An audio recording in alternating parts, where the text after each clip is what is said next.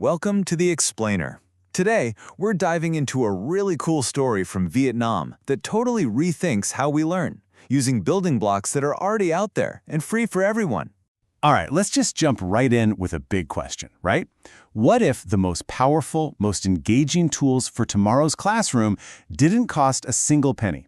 I mean, it's a huge idea, especially for schools that are working with tight budgets. And look, this isn't just some pie-in-the-sky theory. We're going to break down a real-world case study from a high school in Vietnam where they took a handful of free online tools and mashed them together to create something totally new for their students. Okay, so to really get why this is such a big deal, we've got to talk about the challenge first. See, school today isn't just about memorizing dates and facts anymore. It's about teaching a whole new way of thinking. The research we're looking at today really hones in on 5 key skills. You've got collaboration and communication, the usual suspects, right? But also critical thinking, creativity, and this newer one, computational thinking. And all that really means is learning how to break down huge, messy problems into smaller, manageable pieces. The thing is, these are the skills kids need to succeed, but they're super tough to teach in that classic rows of desks classroom. So, how did they do it? How'd these teachers in Vietnam pull it off? Well, they basically came up with a recipe for learning. They took a toolkit of free stuff they found online and mixed it all together to create a whole new experience. So, let's check out what's in this toolkit. All right, the foundation, the flour in our recipe, if you will, is something called Open Educational Resources, or OER. Just think of it as any learning material, like textbooks, videos, you name it, that's totally free and legal for anyone to use, to change up, and to share. And you can imagine, this is a total game changer, especially for developing countries. Now, the main tool, the real star of the show here, is called OK Mind Map. At its core, it's a free online mind mapping tool. But here's the kicker, the thing that makes it so cool. It's seriously collaborative. We're talking up to 40 kids all logged in, working on the exact same mind map at the exact same time. Wild, right?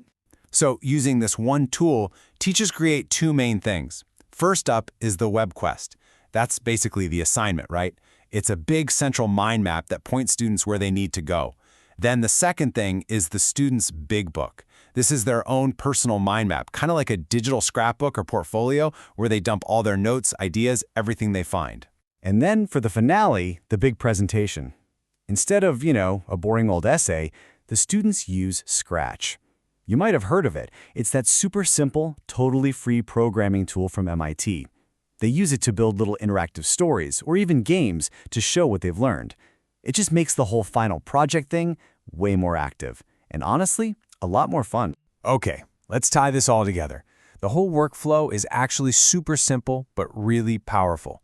Step 1, the teacher assigns the WebQuest. Step 2, the students just dive right in, doing their research and building out their own big book. In Step 3, they take everything they've learned and turn it into a cool Scratch project.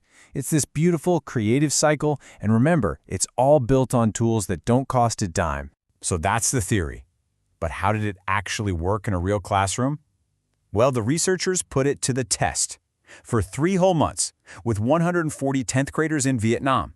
And they picked a topic that was pretty relevant to these kids. The assignment was all about the Mekong River.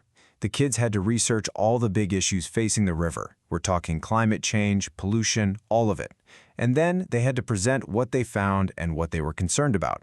And their starting point wasn't some boring list of instructions. No way. The teacher's WebQuest was this living, breathing mind map.